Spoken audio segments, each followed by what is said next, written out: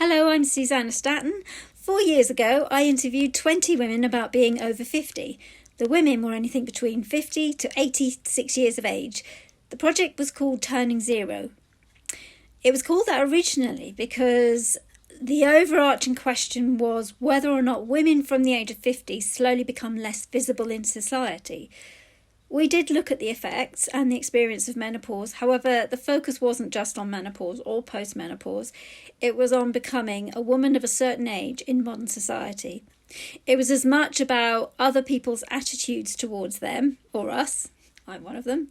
It was as much on how they felt about themselves as it was about their physical symptoms of transition.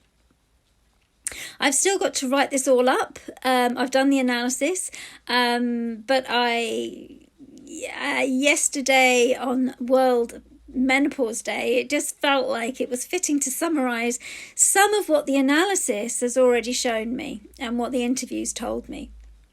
So number one, physically the symptoms of menopause are as different for every single person as the menarche, the first period or menstruation period.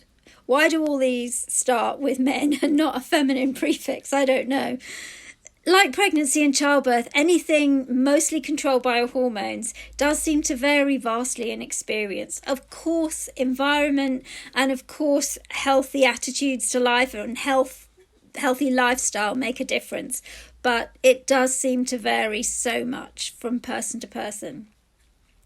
Number two, most of the 20 women that I spoke to were very grounded. They had a great sense of humour, most of them. Character-wise, they were very strong and probably matching what Brené Brown would describe as wholeness. Able to demonstrate vulnerability and authenticity. Many had been through grief, loss, illness, finding themselves in caring roles for family members. Most of the time, by the time they'd hit their 55th birthday, they'd gone through something pretty big and awful and something pretty life-changing for them. What struck me and resonated with me was a huge sense of strength, life experience, knowledge, wisdom and resilience. What it takes to get through the tough times and find yourself rising like a phoenix on the other side. Bigger, better, more relaxed and able to enjoy life. That was the thing. I would say for most of them, they were so relaxed.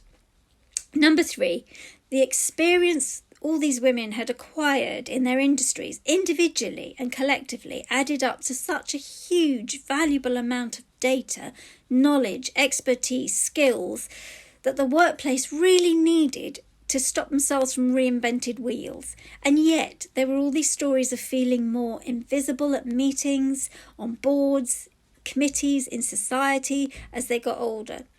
There were stories of professionals like doctors, police, admin staff, infantilizing them, crossing boundaries, showing disrespect, treating them like they were stupid. Number four, there were humorous stories about ageist attitudes from younger people, more particularly from younger women. I say humorous because the confidence of these older women was based on their self-identity. They were kind of, this is what you hope to achieve? You so should. I've done that. It was great. From the older woman being asked, and what did you do when you were young?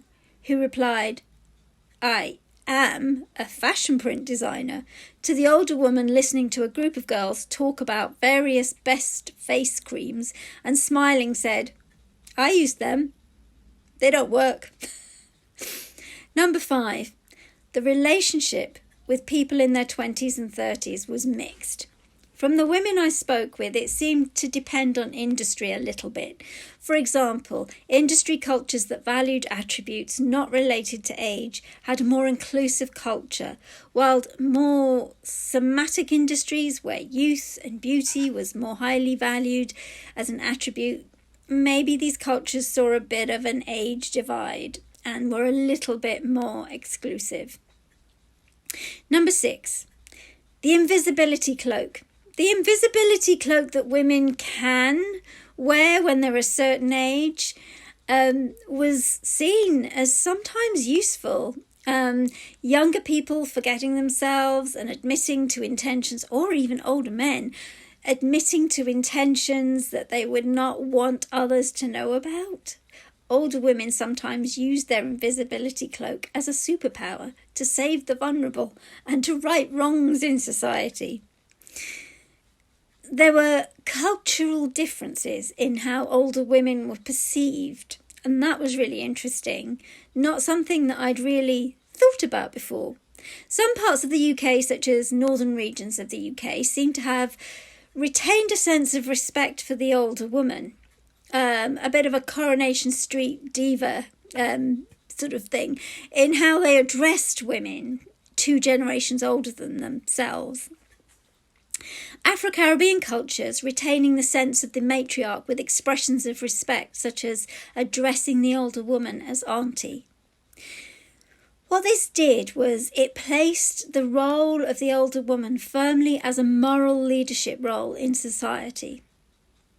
Perhaps we have a lot to learn here, or maybe we need to reclaim it and it was there once upon a time. Menopause itself brings a loss of focus, energy, sleep, temperature control, comfort, memory, weight control, mood control. Postmenopause brings loss of elasticity in your skin, tendons, ligaments, muscle loss, bone loss. Oh my goodness. You may have some symptoms. You may have no symptoms. The symptoms may be short-lived, and a healthy lifestyle, as I've said, is likely to make a difference. In many cases, HRT may be required. What will also make a huge difference, though, is the psychological support that you get from family, friends, and employer. And that's why there is such a push now to raise awareness. Some women in certain public sector organisations felt very supported through the menopause, with training for all their fellow staff, including their bosses, with groups and menopause cafes. Generally, they felt training is a start to raise awareness, but that they really did need a place to go and talk openly about what they were experiencing. Generally, the women told a positive narrative about life today as a woman over 50, one in which, invisibility and not being heard, disrespect and microaggressions were ever present. However, it was a time in their lives when that sort of thing really couldn't hold them back. The strength and the resilience learnt through the years and the bigger picture perspective that they held meant that these women knew their own value, and they knew what they wanted, and they knew what they believed in, and they knew their worth to the world, and they would not be rendered invisible or inaudible. They would dress in bold colours and be seen, and they would let their hair grow white, and they would sit at the centre and make themselves both seen and heard. I, for one, was very proud to be amongst them.